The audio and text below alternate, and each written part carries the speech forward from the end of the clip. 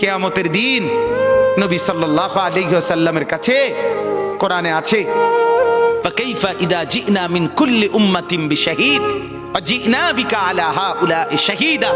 নবীকে বলছে আল্লাহ, বন্ধু আপনার উম্মতের প্রত্যেকের আমলনামা আমি আপনার হাতে দেখাবো, আপনার হাতে,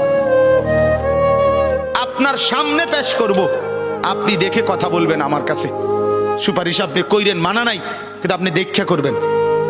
রাসূলুল্লাহ সাল্লাল্লাহু আলাইহি ওয়াসাল্লাম যদি হাসরের ময়দানে এরকম আমলনামা খুলে উল্টায় আর পৃষ্ঠার পর পৃষ্ঠা দেখে ফজর নাই, জোহর নাই, আসর নাই, মাগরিব নাই, এশা নাই, শনিবার রবিবার, মদ জুয়া, অবৈধ উপার্জন, গান বাদ্য, নাটক, সিনেমা, জিনা, ব্যভিচার, বেহায়া, বেপর্দা সব উল্টায়, আল্লাহর নবী সাল্লাল্লাহু আলাইহি সাল্লাম তখন বলবে, উম্মত কি এটা? উম্মত আমার 23 বছরের এত চোখের পানির কথা একবারও মনে হয় নাই, কি আনছো এটা আমারে?